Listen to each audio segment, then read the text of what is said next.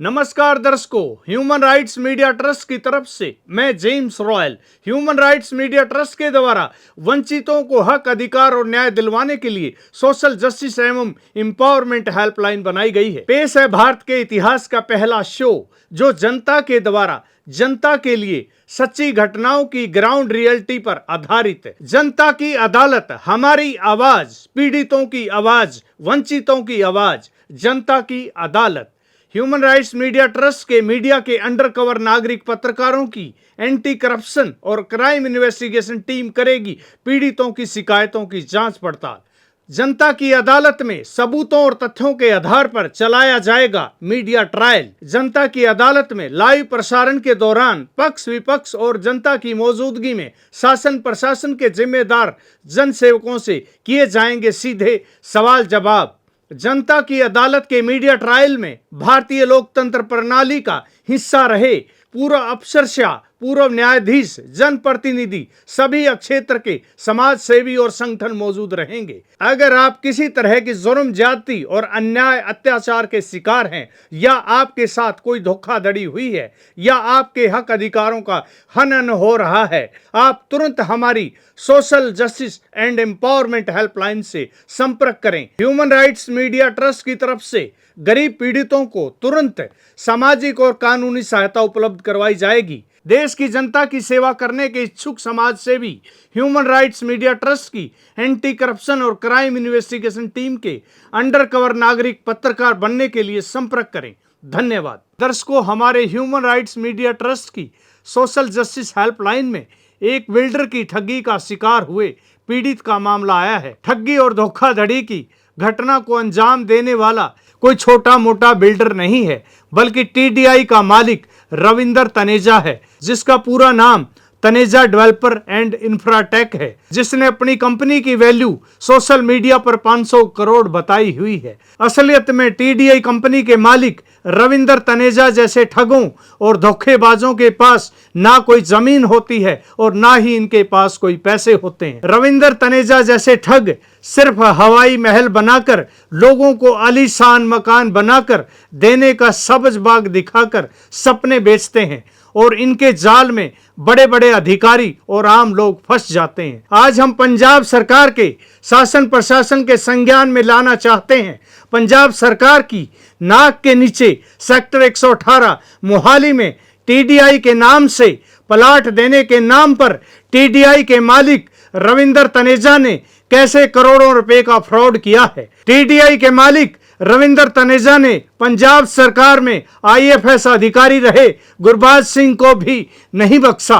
TDI के मालिक रविंदर तनेजा ने सन 2005-06 में सेक्टर 118 मोहाली में एक 300 गज का प्लॉट 16 लाख रुपए में देने के लिए गुरबाज सिंह से बुकिंग राशि 3 लाख रुपए ली थी। गुरबाज सिंह ने तय समय के अनुसार साल 2011 तक 16 लाख रुपए की राशि का 75% राशि टीडीआई के मालिक रविंदर तनेजा को 14,50,000 रुपए दे दिए थे।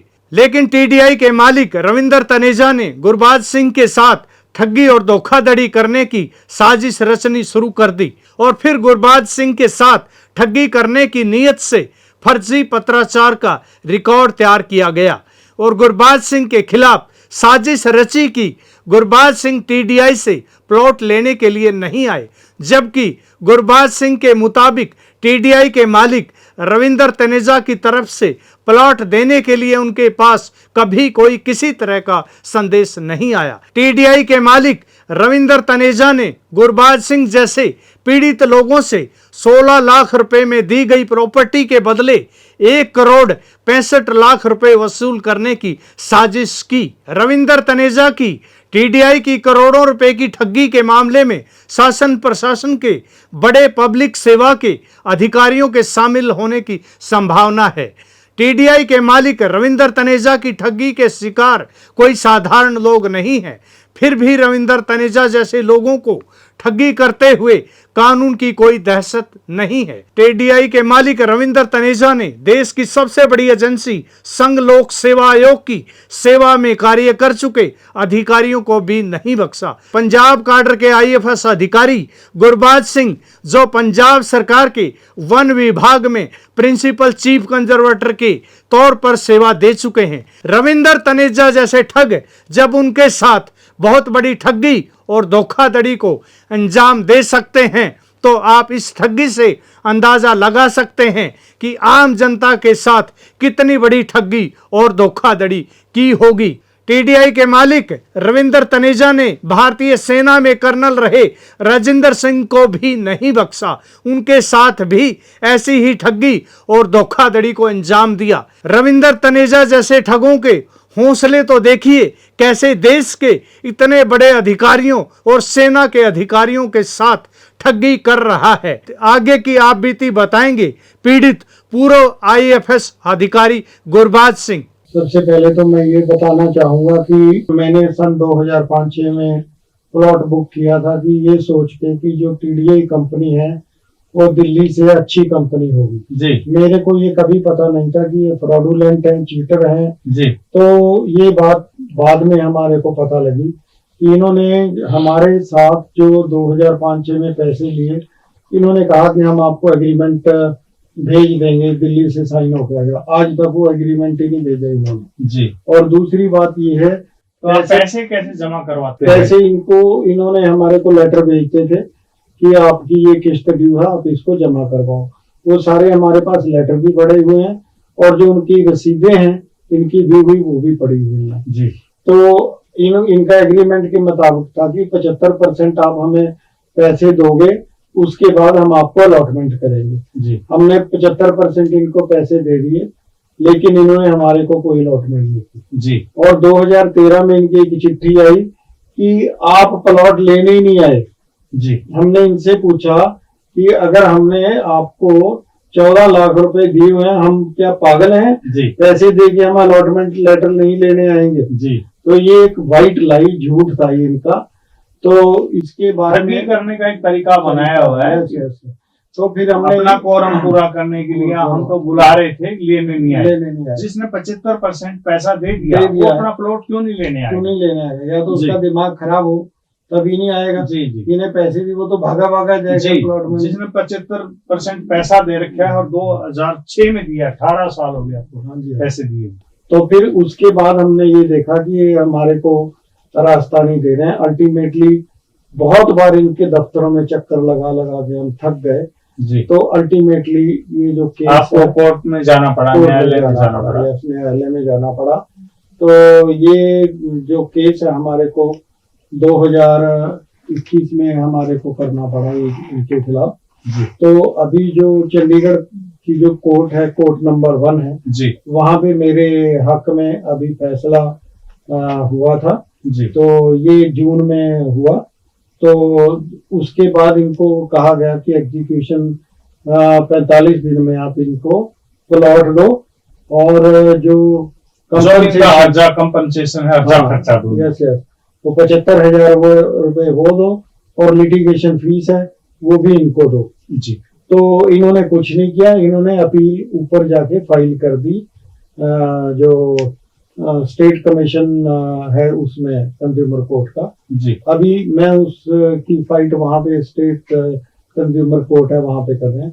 और इसी तरह साहब मैं एक बात कहना चाह रहा हूँ, आप इसको पैसे को आप लेन देन का मामला बना रहे हैं, ये लेन देन का मामला नहीं है। आपको इसमें कार्रवाई करना, आपको धोखाधड़ी का मुकदमा दर्ज कराना चाहिए था इनके खिलाफ, क्योंकि कानूनन जो है अगर आप लेन देन के चक्कर में पड़ेंगे, उनको पता है कि लोगों को इस देश में कानून की ज्यादा, आप तो एक बहुत उच्च अधिकारी रहे हैं, मतलब हम लोगों की बता रहा हूँ, तो इतना मतलब लोगों को अनुभव नहीं है, एक्सपीरियंस नहीं है कि जैसे अभी लेन देन के चक्कर में जाएंगे तो 20 साल तो फैसला नहीं होगा, तब तक तो रविंदर रहेंगे, आप रहेंगे, कोई और रहेगा, या जो भी आपने बताए हैं, जैसे आपने शांति देवी बताया, दिसंबर बताए, देवेंद्र सूद बताए, तो या कर्नल राजेंद्र सिंह बताए, तो ये लोग कितने दिन कौन जिंदा रहेगा, क्या रहेगा।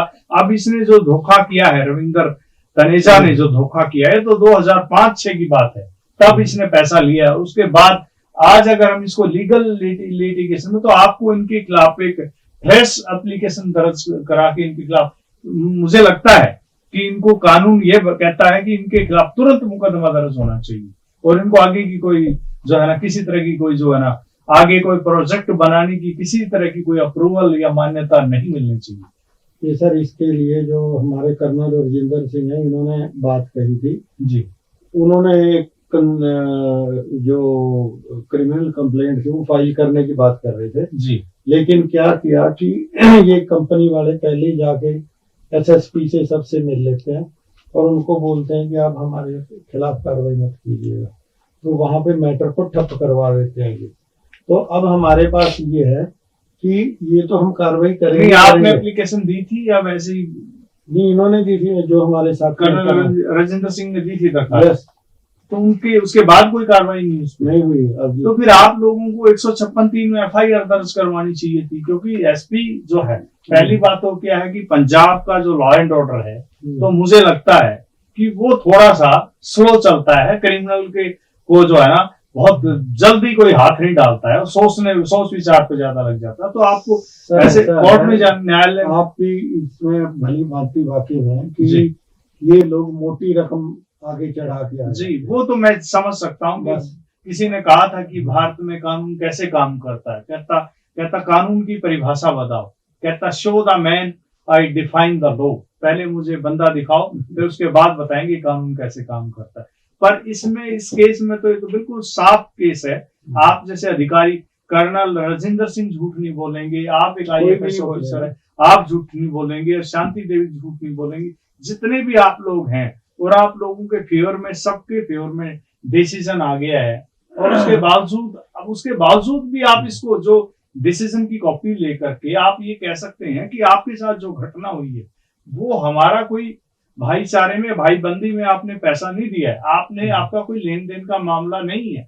आपका सीधा सा मामला यही बनता है कि आपने 2005-6 में आपको प्लॉट देने के नाम पे उसने पैसे लिए हैं, और उसके बाद आपके पैसे को 18 साल से इस्तेमाल कर रहे हैं, और आपको चक्कर लगवा रहे हैं। और आपके साथ एक और षड्यंत्र इन्होंने रचा है कि ये 2013 में आपको चिट्ठी लिख रहे हैं कि आप प्लॉट लेने नहीं आए, जबकि आपके पास किसी तरह का कोई भी इनका संदेश वाहक या कोई फिजिकली नहीं आया, कोई आपके पास कोई लेटर नहीं आया, किसी तरह का कोई नोटिस नहीं आया, कोई मेल पे आया हो आपको कोई पता, किसी तरह पोस्ट डेटेड लेटर भेज दिए इन्होंने अपने अभिभाषक के लिए, बस जी, बैक डेट में लेटर लिख के भेज दिए कि आप आए नहीं। आपकी डिलीवर हुए आपके यहाँ पत्र? कोई नहीं हुआ।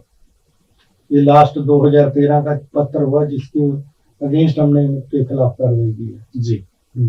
और दूसरी बात ये बता दें कि इसमें क्या है कि कर्नल राजेंद्र सिंह के केस में जो स्टेट कंज्यूमर कोर्ट है, यहाँ पे मिस्टर अत्री की कोर्ट है, शायद वो जस्टिस अत्री, तो उन्होंने इनके खिलाफ अरेस्ट वारंट जारी किए हैं इसी केस में। हाँ, इनके केस में कर्नल राजेंद्र सिंह जी। हाँ, तो बाकी के जो केसेस हैं वो भी सक्सेसफुली आ रहे हैं एंड दे विल। नहीं, अगर आप इनके खिलाफ, अगर आप जिस तरह से आप लेन देन का मामला बना रहे हो, तो आपको तो पैसे जिंदगी में नहीं मिलेंगे, क्योंकि मामला ये लेन देन का है ही, मामला तो ये क्रिमिनल ऑफेंस है, तो ये सिविल मैटर नहीं है। मैटर तो ये है कि इन्होंने धोखे से आपसे पैसे इकट्ठे कर लिए इस तरह से, तो ये बिल्डर ऐसे ही तो इन्हीं चीजों का फायदा उठा रहे हैं अपने रसूख का, जैसे आप कहते हो कि आप ये पुलिस में, शासन प्रशासन में सेटिंग कर लेते हैं।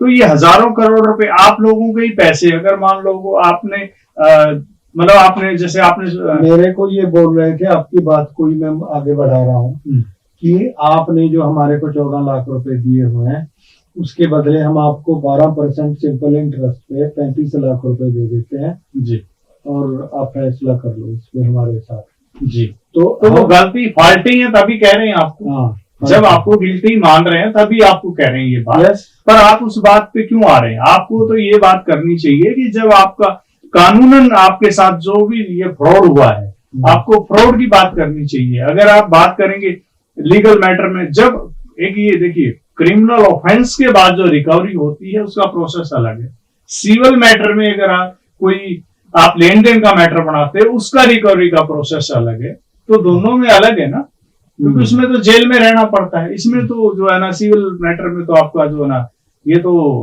रिकवरी का प्रोसेस आपका बहुत लंबा समय रहती दुनिया तक कौन रहेगा यहाँ पे। हाँ सही बात। जब तक उनका ये कर्नल राजेंद्र सिंह के जैसे केस में आप बात कर रहे हो कि इसमें अरेस्ट वारंट जारी हुए, तो आप लोगों को भी जल्दी इसमें करवाना चाहिए और सभी को कर रहे हैं सर। मुझे लगता है कि सबको इनको हमारे इस पे अब मेरा केस भी वहीं पे स्टेट ट्रिब्यूनल में चला गया है जी जहाँ कर्नल राजेंद्र सिंह के केस में अरेस्ट के वारंट जारी हुए हैं जी। तो मेरी भी अगली पेशी है नेक्स्ट मंथ में जी। आपको मेरा एक सुझाव है, मैं आपको बताना चाह रहा हूँ, इस केस में आप विक्टिम हैं, आप और कर्नल राजेंद्र सिंह, तो आपको पूरी अथॉरिटी है जो पंजाब की जो अथॉरिटी है जो पंजाब की रियल स्टेट की डेवलपमेंट अथॉरिटी है, जो इनको प्रोजेक्ट बनाने के लिए अप्रूवल देती है विभिन्न विभाग से, आप जिस विभाग में रहे हो, फॉरेस्ट विभाग से क्या, टाउन एंड कंट्री प्लानिंग से क्या, आपका जो अन्य और विभाग है जो कंसर्न विभाग है, उन विभाग से, पोल्यूशन कंट्रोल बोर्ड से, इन सभी से एनओसी लेते हैं, तो उसमें इन डिपार्टमेंटों को इनको आपने उनको भी पार्टी बनाना चाहिए सबको, तो आप लोगों ने इनको हमारा डिसीजन तो मेरे ख्याल में 50 साल में भी नहीं होगा। ये हमारे जो वकील थे उन्होंने कहा जितने इसमें आप कम लोग रखोगे उसमें नहीं, मैं तो क्रिमिनल ऑफेंस की बात कर रहा हूँ, मैं आपको क्रिमिनल ऑफेंस के बारे में बात कर रहा हूँ, न कि आपका सिविल मैटर की बात कर रहा हूँ। मैं तो उसमें कह रहा हूँ कि भाई जो इनको अप्रूवल दे रहे हैं उनकी अप्रूवल ले लो, वो कहाँ इनको किस आधार पे दी थी, जब इनके पास हो सकता है 2005 है। उसमें देखिए अगर मैं भी फॉरेस्ट डिपार्टमेंट में हूँ, अगर मेरे को पता ही नहीं है कि ये फ्रॉड कर रहे हैं तो मैंने तो अप्रूवल देनी नहीं देनी जी। पर आप, मैं यही कहना चाह रहा हूँ, दूसरी बात अगर मेरे को पता भी लग जाए कि फ्रॉड कर रहे हैं तो मैंने मेरी सीमाएं तो उसमें आपकी लिमिटेड है, सीमाएं है ना। पर 2005-6 में आपको ये भी पता करना चाहिए ना कि आप लोग तो विक्टिम है वो, कि आप 2005-6 में इनके पास वहां पे लैंड थी कि नहीं, एग्जिस्टिंग नहीं थी, तो फिर बाद में लीन तो फिर ये बताइए, जब आपके पास कोई चीज, इनके पास मान लो कोई प्रॉपर्टी नहीं है, ठीक है, उस मौके पे, और उस टाइम आप कोई प्लॉट का एग्रीमेंट कर रहे हैं, इन्होंने एग्रीमेंट पे एग्रीमेंट कर रहे हैं ना ये, तो इन्होंने किसी सर ऐसा है, सुप्रीम कोर्ट ऑफ इंडिया में एपेक्स कोर्ट ने एक डिसीजन दिया है कि नोबडी और no real estate company can collect money from the persons if they don't have any plan of action with them, that they will deliver the plots within that period. और period भी उन्होंने 3 साल का specify किया है Supreme court ने। ये तो 18 साल हो गए, आपने 18 साल हो गए, तो इसमें तो ये सब लोग तो फिर ये क्रिमिनल ऑफेंस है, क्रिमिनल ऑफेंस में जाइए ना। अभी आपने पीड़ित पूर्व आईएफएस अधिकारी गुरबाज सिंह की जुबानी सुनी पूरी कहानी। रविंदर तनेजा के टीडीआई प्रोजेक्ट्स की क्राइम हिस्ट्री जानने के लिए हमारी क्राइम इन्वेस्टिगेशन की टीम टीडीआई के मालिक रविंदर तनेजा के अपराध के इतिहास को जानने के लिए 10 सवालों के जवाब ढूंढने के लिए जांच कर रही है। सवाल नंबर 1, टीडीआई के रविंदर तनेजा के पास टीडीआई प्रोजेक्ट बनाने के लिए खुद का कितना पैसा था। सवाल नंबर 2, टीडीआई के रविंदर तनेजा ने आज तक देश में कहां-कहां पर हाउसिंग प्रोजेक्ट बनाए हैं। सवाल नंबर 3, टीडीआई ने प्रोजेक्ट के लिए कब जमीन खरीदी और कब अपने नाम रजिस्ट्री करवाई। सवाल नंबर 4, टीडीआई ने अपने प्रोजेक्ट की जमीन को असलियत में कितनी कीमत में खरीदा और कितनी कीमत की रजिस्ट्री करवाई और सरकार का कितना राजस्व चोरी किया। सवाल नंबर 5, टीडीआई ने हाउसिंग प्रोजेक्ट के लिए जब लोगों से बुकिंग राशि ली थी तो क्या उस वक्त टीडीआई उस जमीन की मालिक थी। सवाल नंबर 6, टीडीआई ने आज तक जितना पैसा लोगों से लिया है उसका ब्यौरा आयकर विभाग को दिया या नहीं। सवाल नंबर 7, टीडीआई ने अपने प्रोजेक्ट बनाने के लिए संबंधित विभागों से जो एनओसी ली है वो किस आधार पर मिली है।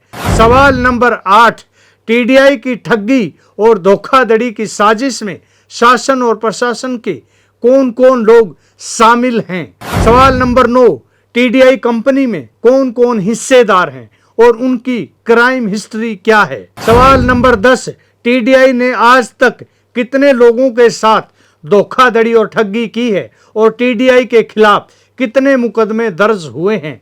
टीडीआई की धोखाधड़ी और ठगी के स्कैम पर शासन प्रशासन, आयकर विभाग, प्रवर्तक निदेशालय, सीबीआई, राजस्व विभाग, वन विभाग, प्रदूषण विभाग, टाउन एंड कंट्री विभाग, नगर सुधार निगम, पानी और बिजली विभाग, स्टेट क्राइम पुलिस, जिलाधीश, जिला पुलिस के पब्लिक सेवा अधिकारियों की अनदेखी पर गंभीर सवाल है। अगर कोई गरीब आदमी मकान बनाना चाहता है तो उसको विभाग से एनओसी लेने के लिए अपनी जूतियां घिसानी पड़ती हैं। टीडीआई जैसे ठगों को कुछ भ्रष्ट पब्लिक सेवा अधिकारी प्रोजेक्ट की एनओसी घर बैठे ही दे जाते हैं। ह्यूमन राइट्स मीडिया ट्रस्ट के विभिन्न चैनलों की क्राइम इन्वेस्टिगेशन टीम के द्वारा जुटाए गए सबूतों और तथ्यों के आधार पर टीडीआई के मालिक रविंदर तनेजा की क्राइम रिपोर्ट को हमारे खास कार्यक्रम जनता की अदालत में